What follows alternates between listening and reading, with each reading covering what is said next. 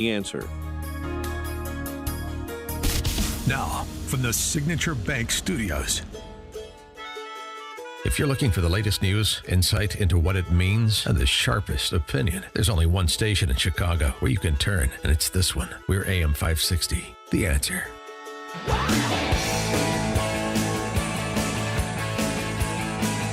Top of the morning, Dan and Amy. Mayor Peabody said that illegal immigration is not leading to an increase in crime. No less an authority than Peabody said that. And he also said that crime was up under Donald Trump and it's down under Biden. It's just one of those things you get to say. It's interesting that illegal immigration, this claim made by the Open Borders crowd, that illegal immigration is not leading to an increase in crime, in addition to the fact that people are here illegally. Well, even Catherine Herridge's report, 950,000 violent criminals. Well, We're not given DNA tests. This is why it's interesting to make that claim. So this is Catherine Herridge's report we discussed earlier in the show. DHS, per 3 whistleblowers at CBP, not enforcing a 2005 federal law that requires DNA collection of people in this country illegally for the purposes of solving crimes, interacting and tracking down people who are in this country illegally, for that matter, and then committing other illegal acts. But anyway, this is the data that we had, and this is pre-COVID. Catherine Herridge discussing this with the whistleblowers. Recent data released by Republican Senator Chuck Grassley suggests nearly 70% of border encounters did not include DNA collection as required by law, and as many as 950,000 violent criminals were unidentified. 950,000 violent criminals went unidentified. That's nearly 1 million people. That estimate was from 2010 through 2019. That was 5 million illegal entries at the time. What you're saying to me is that 950,000 violent criminals is an old number. It's on the low end. Yes, ma'am. The continued prolonged willful failure to comply with the DNA Fingerprint Act has resulted in the harm that Americans are dead, and these deaths were preventable.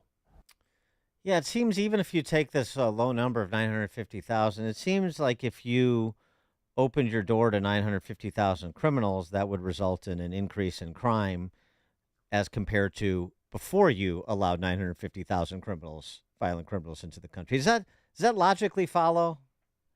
Well, I just feel like they're victimizing the victim again, saying, they would have been killed anyway if it wasn't by an illegal somebody here in the United States, basically is what they're implying when they say that, crime's not up.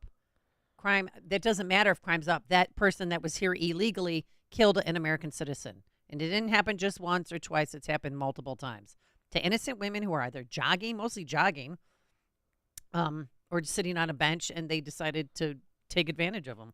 For more on this, please be joined by John Lott, president of the Crime Prevention Research Center, former senior advisor for research and stats at DOJ's Office of Legal Policy, and author of books including Gun Control Myths and More Guns, Less Crime. John, thanks for joining us. Appreciate it. It's good to talk to you again. Thanks for having me on. I don't think you need to be a particularly skilled logician to come to the conclusion that, for example, based on the data collection that Catherine Herridge reported from Chuck Grassley's office, that crime will increase if you increase the violent criminal population by 950,000. Isn't that just sort of obvious? It's pretty straight logic. It's not just Pete Buttigieg who has made those comments. You have Tim Walz, the new VP running mate for Kamala Harris. You've had Biden make similar comments in the past.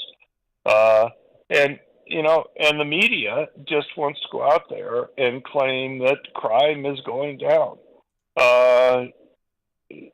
There are real problems with the numbers that they're pointing at. There are two sources of data that we have of crime. There's the FBI NIBRS data, which looks at number of crimes reported to police, And then you have what's kind of the gold standard for collecting the data, and that's the Bureau of Justice Statistics National Crime Victimization Data. And, people don't seem to understand that you may not want to look at just reported crimes. You want to look at total crimes, both reported and unreported, and that's the measure from the Bureau of Justice Statistics. And prior to 2020, those two numbers moved up and down together generally. But since 2020, they've gone in opposite directions. I mean, you look at the numbers for 2022, the last year that the Bureau of Justice Statistics numbers are out for. And while the FBI showed a 2% drop in violent crime, the Bureau of Justice Statistics showed a 42% increase in violent crime.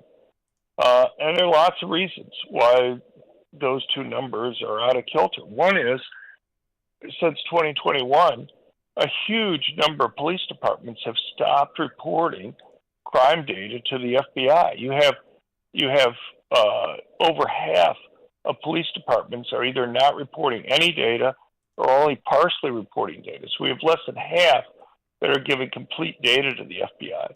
But there's another major problem. That is, this is true across all cities, but if you take large cities like Chicago, over 1 million in population, in the 5 years before COVID, the arrest rate for violent crimes was 44%. It started plummeting in 2020. And by 2022, only 20% of violent crimes that were reported resulted in arrest. And that's over a 50% drop in 3 years. We've never seen such low arrest rates, let alone such a large change ever in crime data from the FBI. And that's from the FBI showing the drop that's there. Well, that would seem, again, employing a little bit of logic then. So more people are getting away with violent crime, so that's going to lead to an increase in violent crime committed by people that have a pretty good reason to believe they can get away with their violent tendencies. Exactly. And to make it even worse, people have been discouraged from reporting crime. Well, one of the things that we know is that when people don't think the criminals are going to be caught and punished, people don't report crime as much as they would otherwise. And so the share of crime that's reported has fallen at the same time we've had this huge drop, massive drop in arrest rates.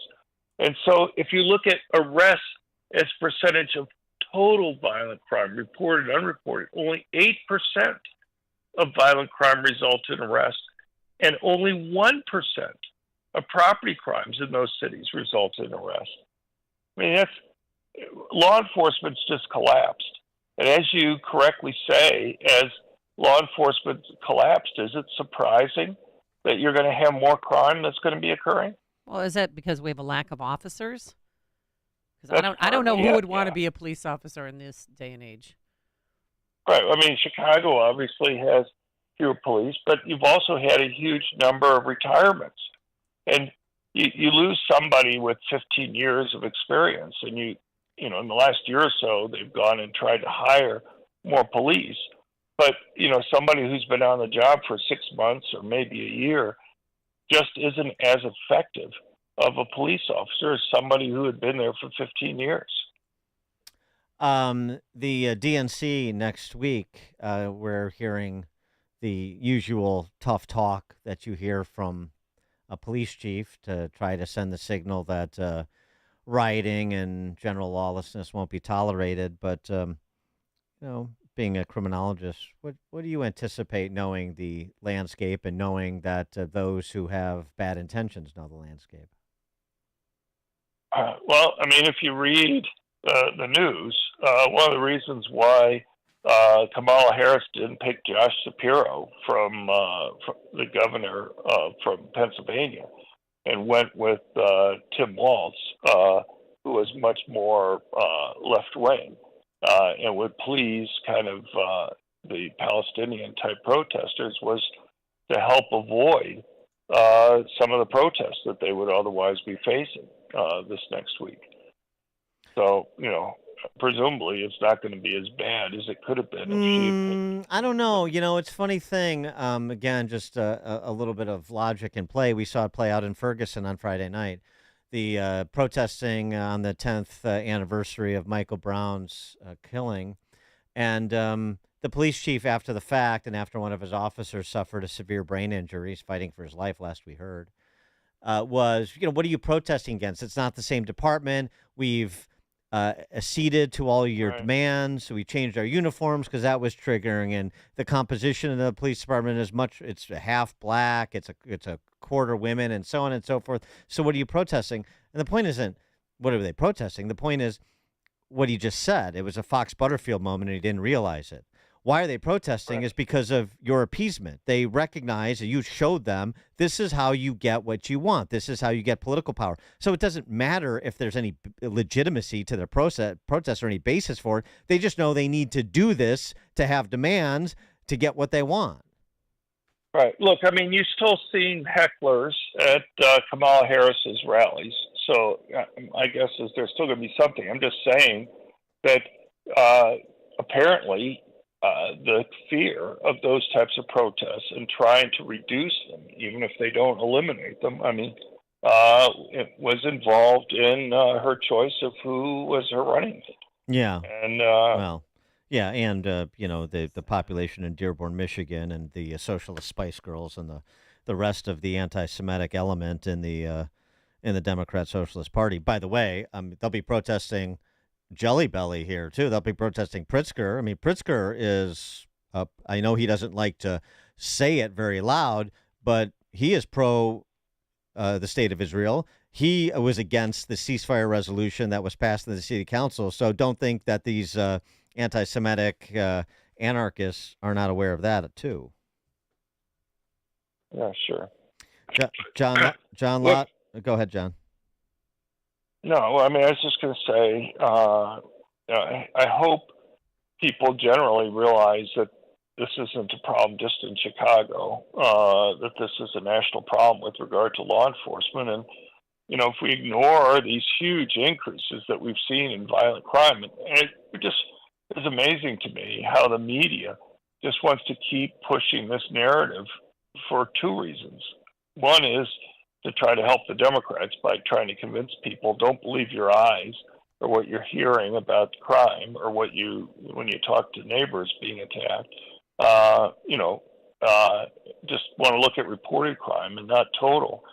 But also trying with regard to this narrative with regard to illegals, saying, well, look, we've had this massive increase, maybe 11 million plus illegals that we know of, plus God only knows how many that we didn't see come across, and crime hasn't gone up. John Lott, president of the Crime Prevention Research Center, former senior advisor for research and stats at DOJ's Office of Legal Policy, and the author of books including Gun Control Myths and More Guns, Less Crime. John, thanks as always. Thank you for being here. Thank you. And he joined us on our turnkey.pro answer line. Listen to Dan and Amy on your smartphone. Download the